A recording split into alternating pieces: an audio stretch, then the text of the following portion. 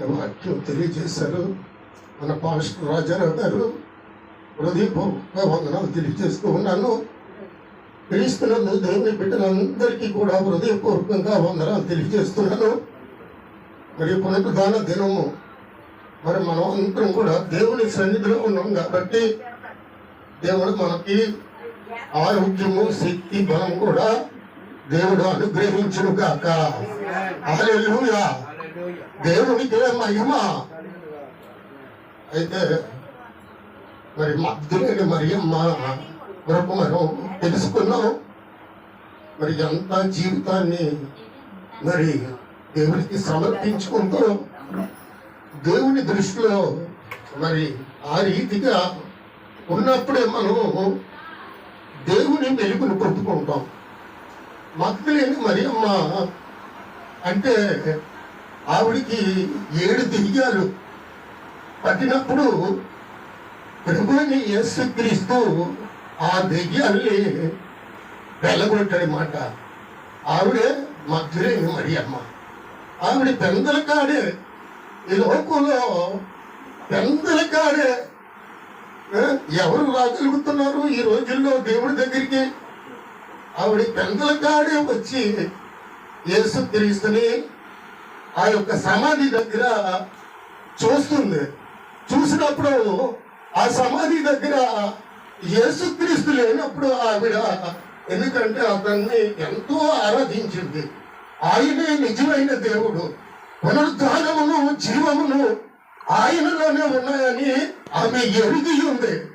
దేవునికి మహిమ కలుగును గాక.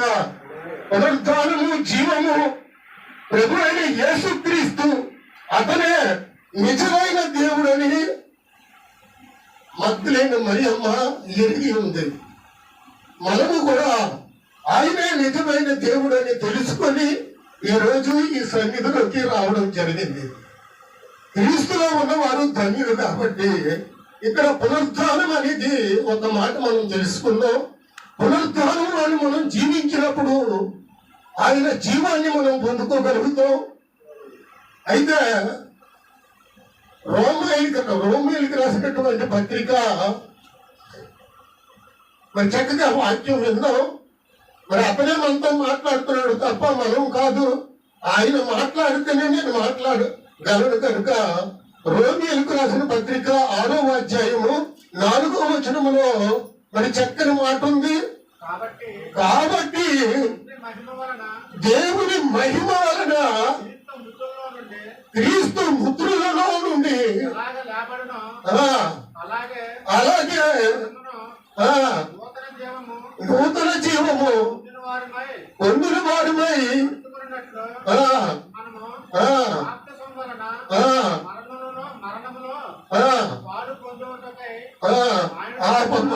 ఇక్కడ మనం ఎప్పుడైతే దేవుని దగ్గరికి వచ్చి సేవకుల ద్వారా బాప్తిస్మం పొందుకొని ఈ లోకంలో నమ్మకమైన పరిచర్యలుగా దేవుడి దృష్టిలో ఉన్నప్పుడు, దేవునిలో మనం మరణించినప్పుడు, ఆయన కూడా పునరుద్ధానుడుగా లెగిసినప్పుడు మనమందరము లేపబడతామని దేవుని వాక్యం తెలియజేస్తుంది. అది మగ్ధులేని మరియమ్మ విశ్వాసంగా నమ్మగలిగింది. దేవునికి మహిమ కలుగును గాక. ఆవిడ యేసుక్రీస్తే రక్షకుడు, లోకానికి వెలుగు అని ఆవిడ ఎప్పుడైతే గ్రహించగలిగిందో ఆవిడ జీవములో పడి పైకి లేపగలుగుతాడని నమ్మింది కాబట్టి. అయితే లోకసు వార్త 24:1 వచనం మనం చదువుకున్నాం. ఆదివారమున తెల్లవారుచుండగా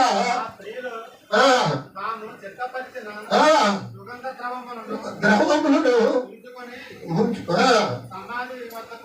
సమాధి వద్దకు వచ్చిన ఇక్కడ సుగంధ ద్రవ్యములు, ఈ సుగంధ ద్రవ్యములు వచ్చినప్పుడు అక్కడికి వచ్చినప్పుడు ఎవరు కనిపించలేదు. ఏంటి పట్టుకొచ్చారు? సుగంధ ద్రవ్యములు. అయితే అది యేసుక్రీస్తు ప్రభు వారు అక్కడ లేడు. 4 బట్టలే ఉన్నాయి అందులోని. అయితే అక్కడ 2 దేవదూతలు వచ్చి ఆయన లేపబడతారని మీకు తెలియదా? అన్నప్పుడు అక్కడ ఉన్నటువంటి దేవదూతలు మరి చెప్పినప్పుడు వారు వెళ్ళిపోయినప్పుడు అక్కడ అతను వాక్యం ద్వారా ఒకప్పుడు అతను ఏం చెప్పాడంటే, ఒక యోహాన్ అనే ఒక అతని ప్రార్థనకు పిలిచినప్పుడు వారి కుటుంబంలోని ఒక స్త్రీ అత్తలతో అతని కాళ్ళకి అభిషేకించి తన తల వెంట్రుకలతో ఆయన కాళ్ళు తుడిచినప్పుడు ఆయన చెప్పాడు, పునరుద్ధాన దినం వచ్చినప్పుడు నిన్ను పునరుద్ధాన జీవం పొందుకుంటాం అని చెప్పి దేవుడికి మహిమ కలుగుడు కాక. ఎందుకంటే పునరుద్ధానములో నేనే, జీవములో నేనే. నన్ను ఎవరైతే ఈ లోకంలో వెంబడిస్తారో వారు జీవపు ఊట కలిగి ఉందని ఆయన మనందరికి తెలియజేశాడు. కాబట్టి అయితే ఒక మనుషుల కోసం మనం తెలుసుకున్న ఈరోజు ఒక తల్లికి ఒక తండ్రికి ఒక్కడే కుమారుడు, ఒకే ఒక కుమారుడు. ఆ కుమారుడు వాళ్ళిద్దరు తల్లిదండ్రులు చాలా ధనవంతులు. ఆ కొడుకు విచ్చలవిడిగా ప్రతి విషయానికి పిల్లలు ఒక బైక్ కొనుక్కోవడానికి, కారు కొనుక్కోవడానికి, ప్రతి విషయంలో కూడా డబ్బులు ఇవ్వడం. ఆ డబ్బుల ద్వారా పిల్లలు చెడిపోతారని ఆ తల్లిదండ్రులకు తెలీదు. ఎందుకంటే ఇంటి నిండా డబ్బు ఉంది.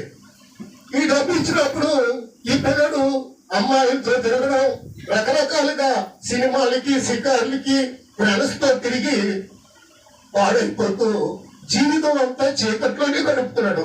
కానీ ఆ యవన బిడ్డడికి తెలియదు. కాబట్టి అలాగా చేస్తూ ఉన్నప్పుడు ఒకరోజు ఇలాంటి పరిచయకుడు ఎవరికి రోజు వచ్చి, అయ్యా దేవుళ్ళలోని ఉంటే నీకు మంచి విషయాలు తెలుస్తాయని ఆ యవన బిడ్డ చెప్పినప్పుడు ఆ బిడ్డ ఖాతరు చేయలేదు. ఎందుకంటే దేవుడు చెప్పిన మాటలు అది దేవుడే పంపించాడు ఆ యవన కుర్రోడిని. అయితే చెప్పిన మాటలు వినకపోవడం వల్ల ఆ కుర్రోడు అలాగా చీకట్లోనే వెళ్ళిపోతున్నాడు. తల్లిదండ్రులు డబ్బిస్తున్నారు, పరిచయం పడుతుంది. అయితే ఒకరోజు అతను బైక్ మీద వెళ్తుండగా ఆటోమేటిక్ గా యాక్సిడెంట్ జరిగింది. యాక్సిడెంట్ జరిగితే అది గుండెకి తగిలించింది, హార్ట్ కి. ఇది యథార్థంగా జరుగుతున్నటువంటి, మరి ఇది కథ కాదు, యథార్థంగా జరిగింది మనకి ఏజెచ్చిన. అయితే ఆ బిడ్డ ఆ గుండెని ఆ తల్లిదండ్రులకు తెలిసినట్టే వచ్చి హాస్పిటల్లో జాయిన్ చేశారు. చేసినప్పుడు ఇంకా డాక్టర్లు చెక్ చేశారు. చేసినప్పుడు గుండు చిన్నది కొట్టుకుంటుంది. కొట్టుకున్నప్పుడు ఈ యాక్సిడెంట్ అయిన బిడ్డ, అయ్యో నేను ఈ భూమి మీద బతికి ఉన్నప్పుడు దేవుణ్ణి తెలుసుకుంటే బాగుండని ఆ చిన్న కొట్టుకున్నప్పుడు ఆలోచించినప్పుడు ఆ డాక్టర్ అన్నాడు, ప్రాణం ఆగిపోయిందని చెప్పాడు. ఈ ప్రాణం ఈ మాట్లాడే మాట ఎవరు ఆలకించాడు? మన ప్రభు అయిన యేసుక్రీస్తు ఆలకించాడు. దేవునికి మహిమ కలుగును. ఆ సమయంలోనే ఆ గుర్తు రావడం ఎంతో మంచిదైంది. అప్పుడు ఏం చేశాడు?